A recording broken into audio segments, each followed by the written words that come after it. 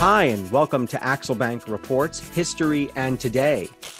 Conversations with top nonfiction authors and why their books matter right now.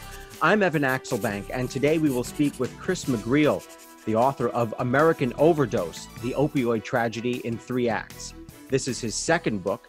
He's a writer for The Guardian who has covered the Rwandan genocide and the Israeli-Palestinian conflict. He's also based here in the United States now.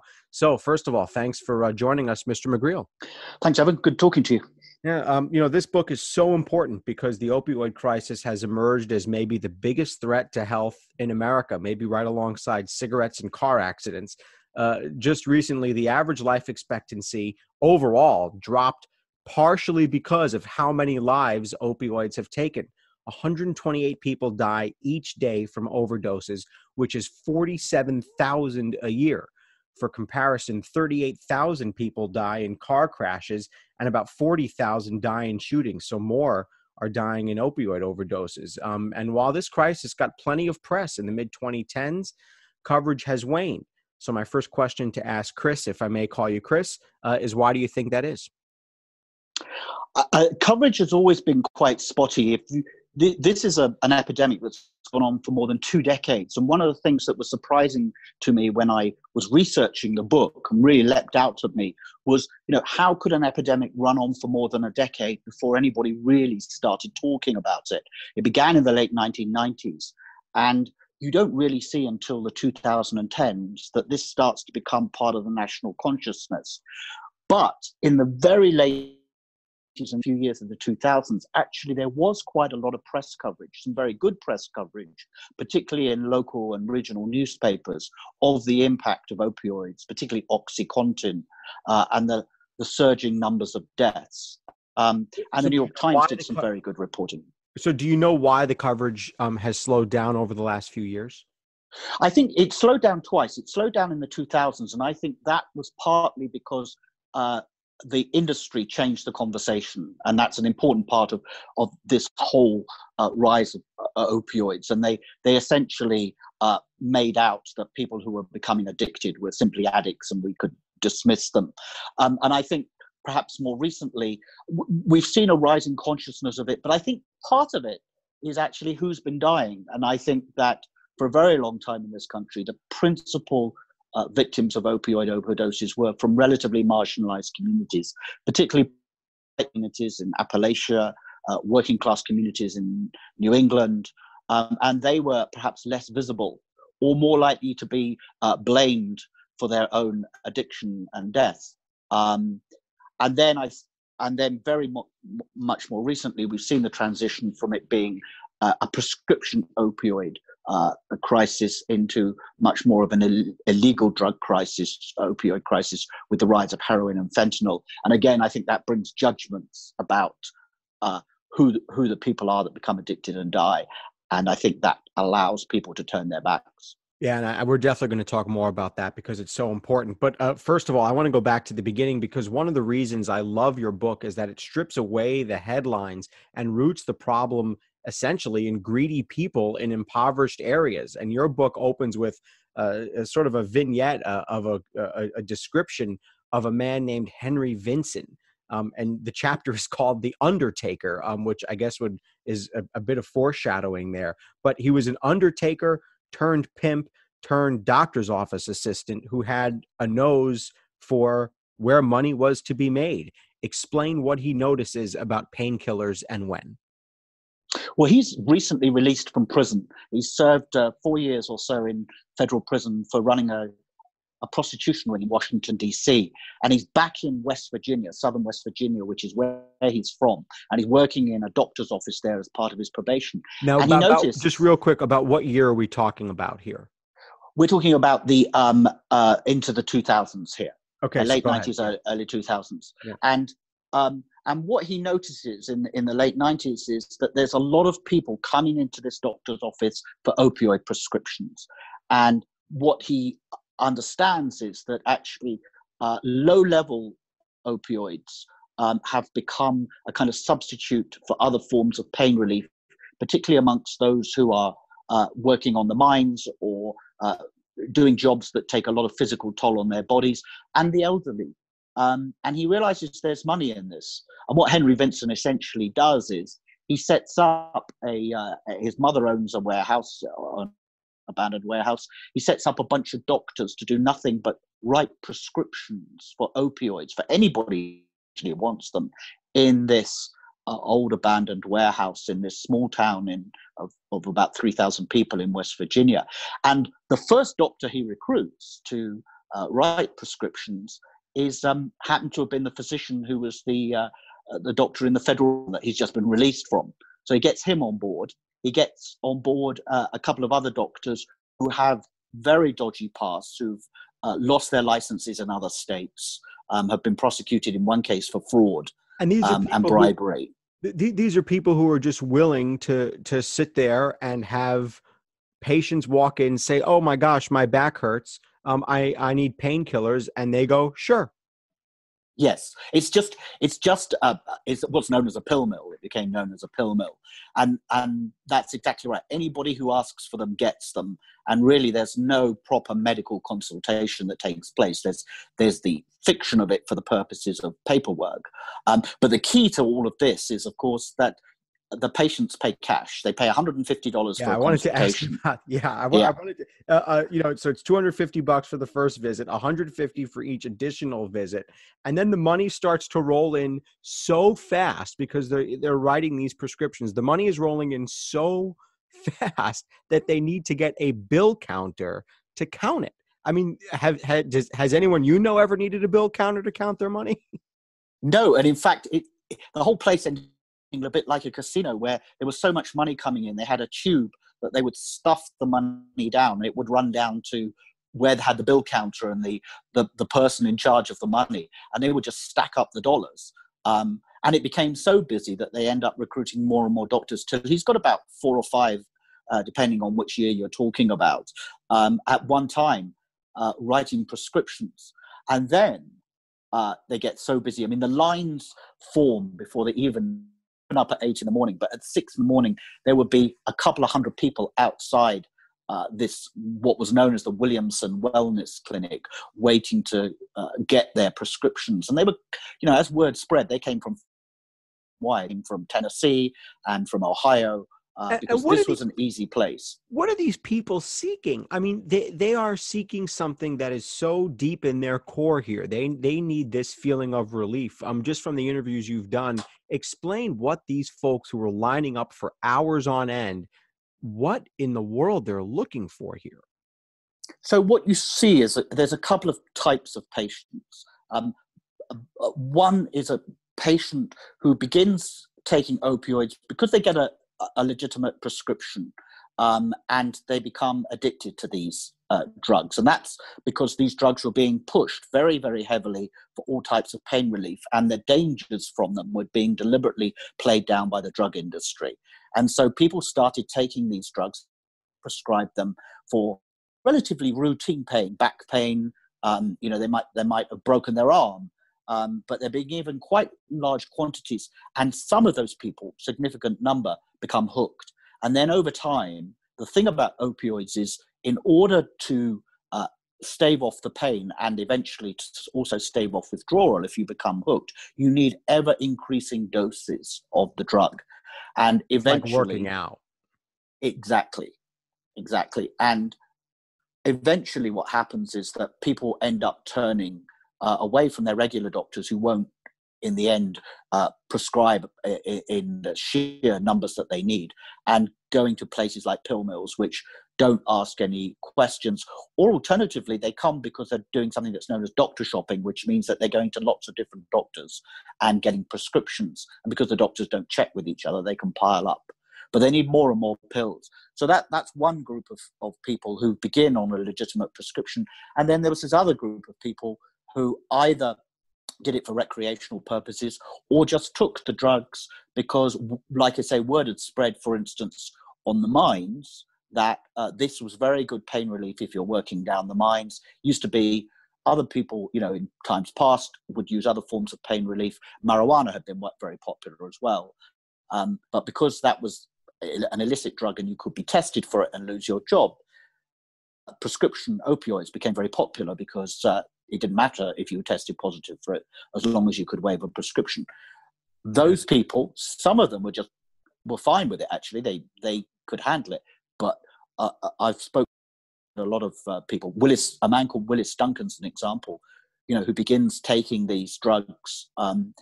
He's a miner, an electrician on the mines in West Virginia, and he begins taking these drugs for pain relief on the mines. Then he hurts himself, and because he's already got low levels of opioid tolerance, in order to get genuine pain relief after he cracks his ribs and things, he has to take really large doses, and then he becomes seriously hooked. How terrible. So how does big pharma get involved? And when and how does, I'm not sure if I'm melting these two stories together a little bit too much, but explain how big pharma gets involved, and then also how OxyContin gets approved. Well, so those two things actually do go hand in hand. So what you see through the late 80s and early 90s, there are a couple of things at work. One of which is there's a group of doctors who are very well-meaning, who say to themselves, we need to find better pain relief for people that are living with chronic pain. People who've got arthritis, who've got persistent back pain. It was very frustrated to them as pain specialists that they couldn't do more for those people. And opioids were really a bit of a no-no. They were only used for post-operative pain, for instance, and in very controlled conditions. And that's because after the Civil War, there was an opioid epidemic in America, with the spread of opiates, which began essentially with wounded soldiers in the Civil War and had become a full-blown epidemic by the early 20th century. So after that, access to them was greatly restricted, even through the medical profession. But what you see in the 1960s is the rise in Britain of the hospice movement and the use of opiates to relieve pain in people who are dying, for instance, end-of-life care for cancer. Mm-hmm. You don't have to worry about addiction if somebody's dying of cancer. Right. And the doctors in America, as the hospice movement comes over to America, says, well, we can use it for the dying. Why can't we use it for people who are living with chronic pain? And they begin to push back against the idea that actually opioids are so addictive that they can't be used in everyday circumstances. And that's when the drug companies leap in. They see an opportunity. It seems like a relatively benign and reasonable question. Was that question asked earnestly, or with the idea that we could get people hooked? Well, this is the key here, is that a group of doctors, led in particular by one called Russell Portnoy, who since basically backtracked, they pushed the idea that there was an unreasonable stigma around the use of opioids by the medical profession, and they were determined to break that down. And in that determination, instead of looking honestly at the evidence of the risk of addiction, they essentially latched onto a mix of very loose and small studies and overstated what they claim to represent. For instance, there's a study of a very few number of patients in a hospital setting that became quite infamous, and that was used to extrapolate and say 90% of patients don't become addicted, but actually that wasn't true. Through to pseudoscience, which was another doctor, a man called Haddocks, who pushed the idea that, in fact, what looks like addiction isn't addiction. It's merely the pain speaking, and you have to give people more and higher strength drugs if they look like they're addicted. So what you see is they create a narrative which says actually there are no risks around these drugs if they're being used to treat pain, and they push that. And then anybody who raises questions around the risks of addiction, they dismiss them as being a stigma and what they characterize an unreasoned stigma around opioids. And they really push that. Now, Portnoy has since backtracked and said that he overstated the evidence for their safety and lack of addiction.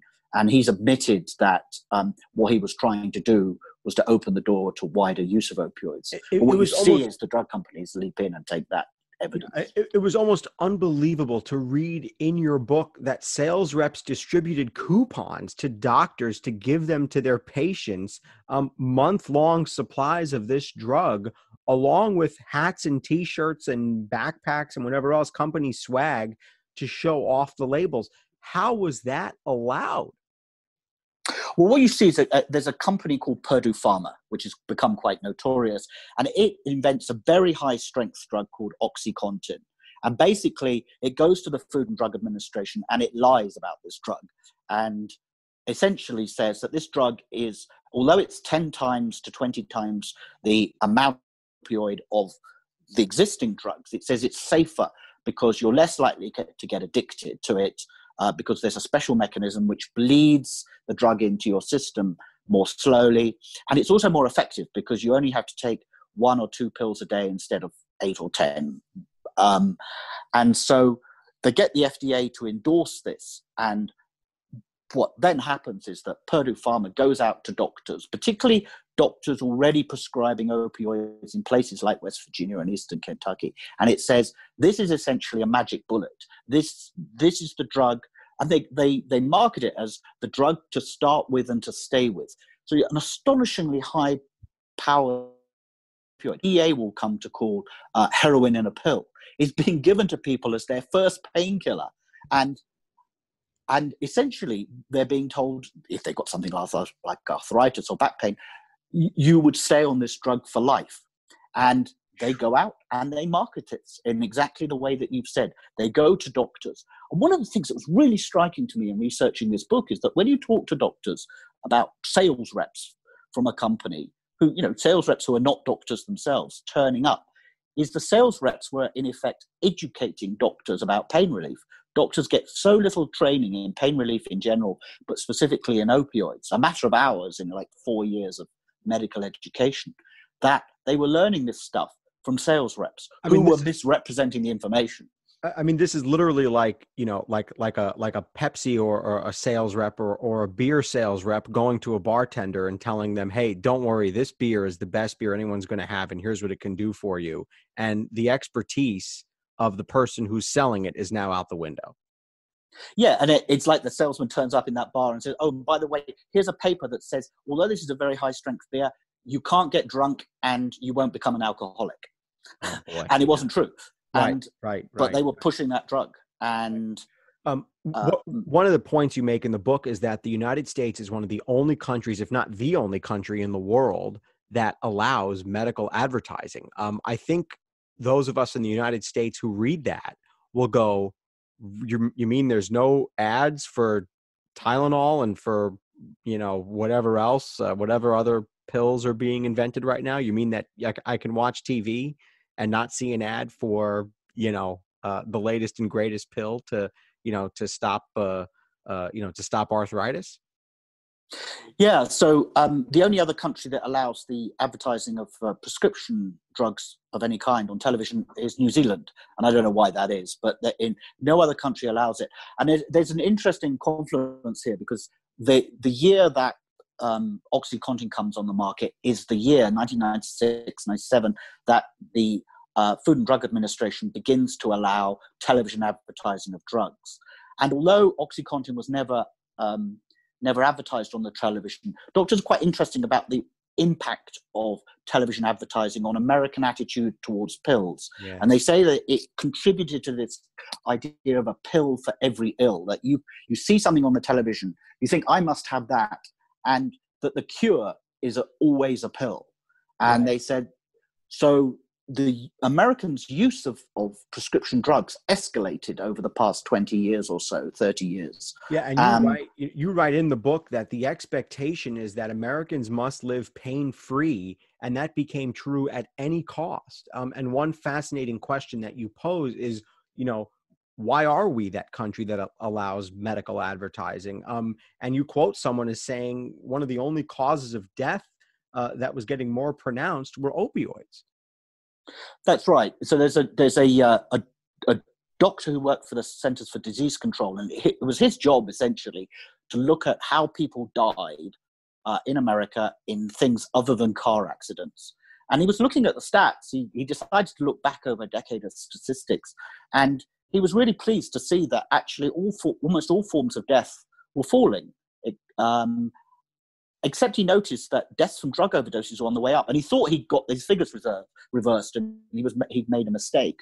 And then he looked more closely and realized that wasn't true. Collected more data and realized the increase was almost all down to opioids, and that was essentially the result of this mass prescribing of opioids.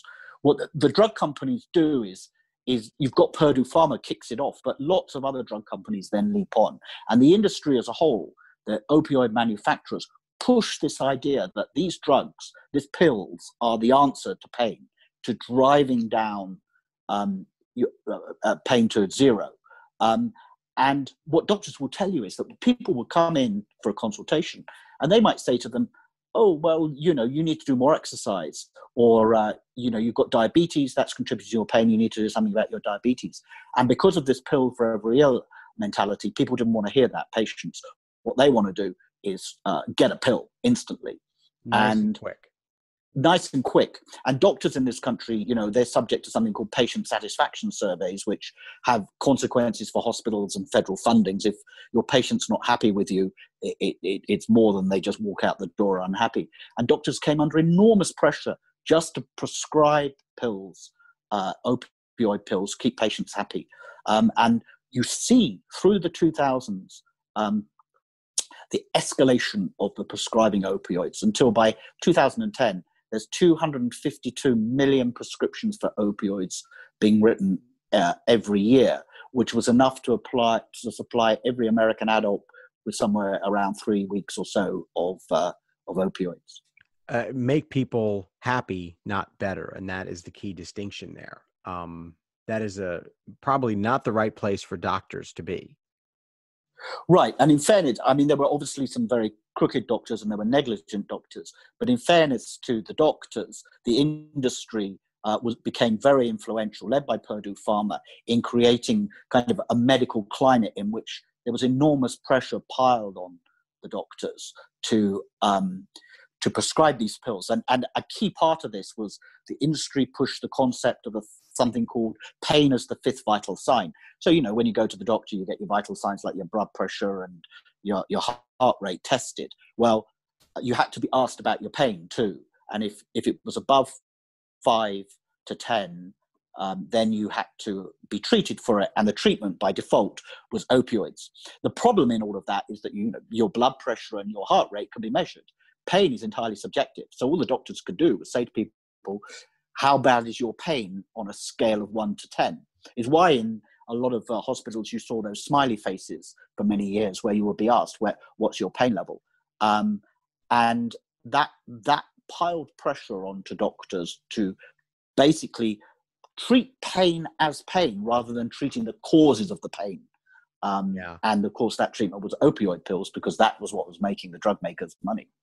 One of the things that you then talk about is that there's this turning point, the turning point in sort of the fight against the opioids. And for those of us who report in Florida, much of it did come in Florida.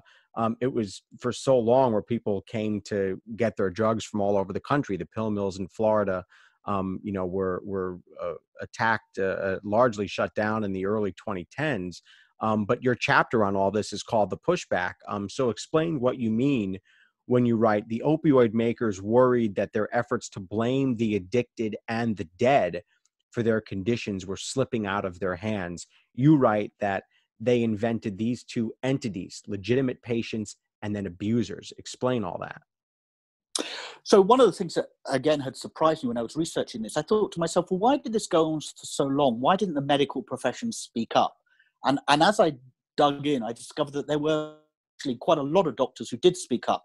One of them was a doctor called Jane Ballantyne, who was the head of pain management at Harvard University and its associated hospital, Massachusetts General. And she'd bought into the idea of just prescribing pills for people in pain.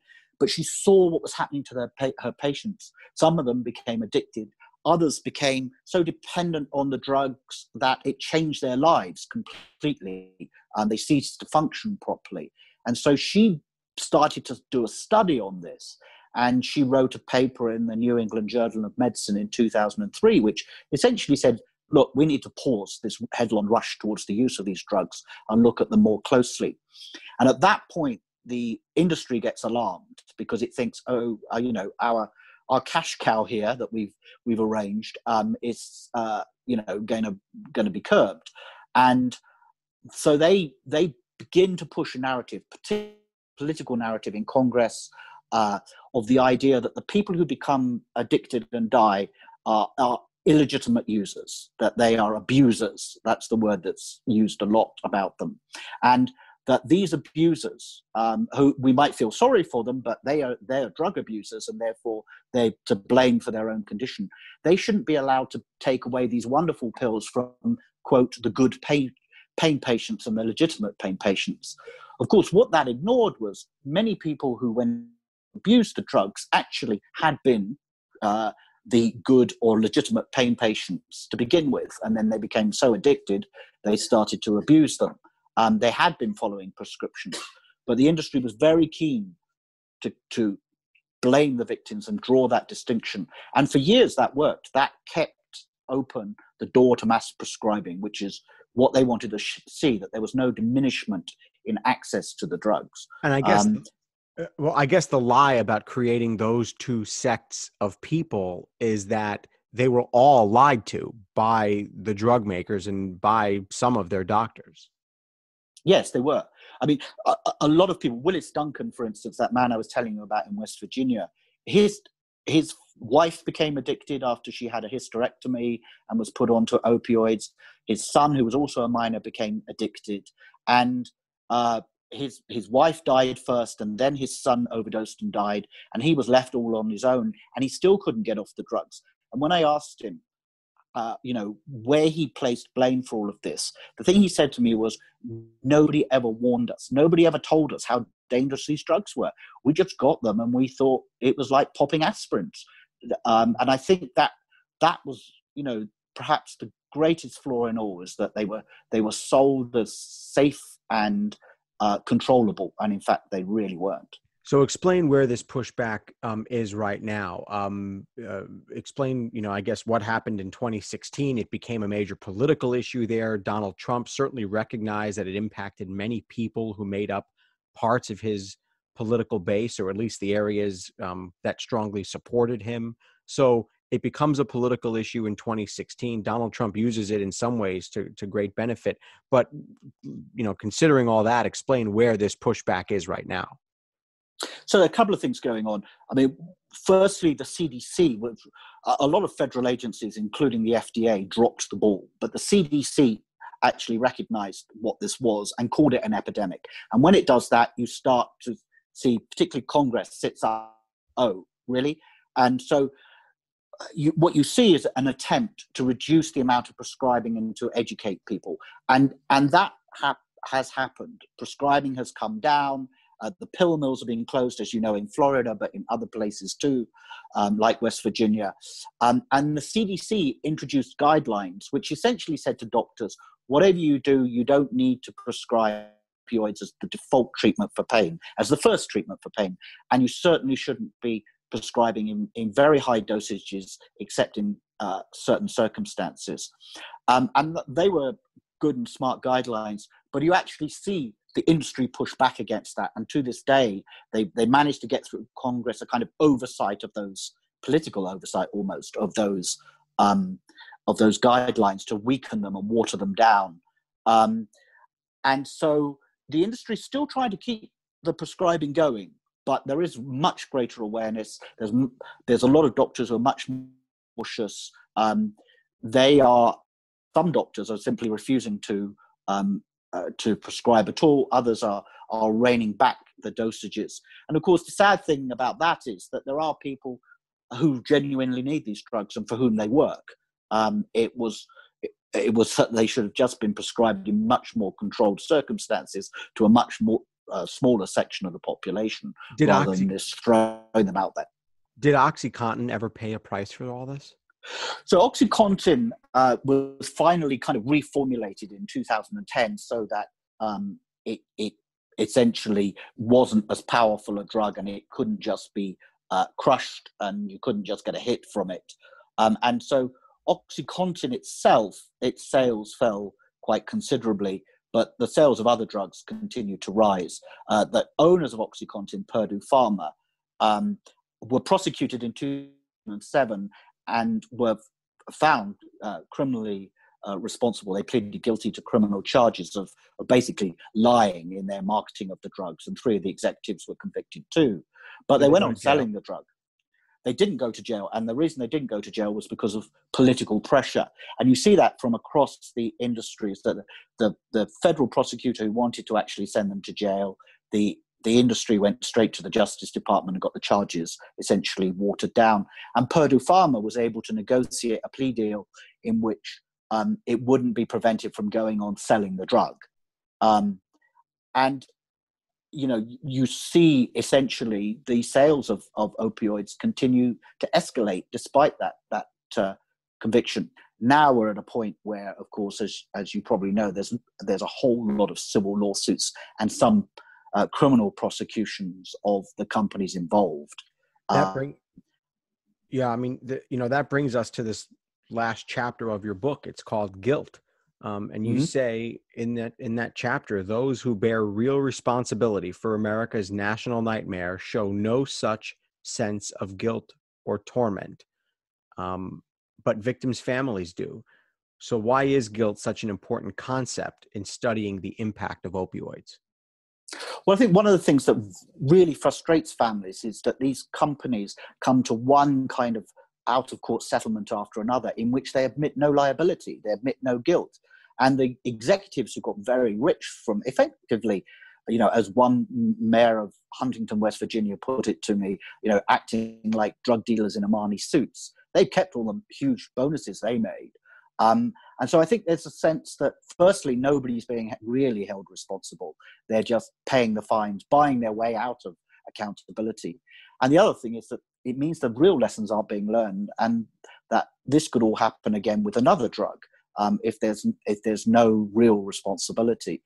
And I think also those parents particularly, and those spouses and others who saw their loved one, they carry that guilt because perhaps they didn't recognize the risk of addiction, particularly people whose children were given these drugs. And they say, why did I allow the doctor to prescribe these drugs to my son or daughter? Killed them. And they carry that guilt. And I think that guilt is perhaps made worse by the fact that there's no admission of responsibility by those who really made this epidemic possible, because it's not the parents who are guilty. They were just following medical advice, but they live with the fact that their actions, children's their lives. It's a uniquely American type of guilt, if that's what we're talking about here. Yes, and it's a uniquely American epidemic, actually. You don't see this epidemic in other countries in the world. And I think one of the reasons that all of this happened and it's uniquely American is that in America, public health isn't really a service, it's an industry. And in the end, this was not about what was good for the public health and good for patients. It was about what was good for the bottom line of very powerful companies. Chris McGreal, the author of American Overdose, the Opioid Tragedy in 3 Acts.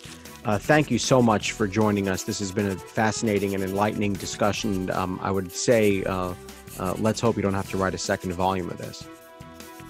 Yeah, there's a lot to be learned. Thanks very much. Yeah, certainly check out that book, and then check him out also on Twitter. He's at Chris McGreal. That's ChrisMcGreal. Thank you for listening to Axel Bank Reports History and Today, conversations with top nonfiction authors and why their books matter right now. Be sure to check us out on Twitter and Instagram at Axel Bank History. We update those accounts with clips from the show, guest announcements, and book recommendations. We will see you next time. Thanks for listening.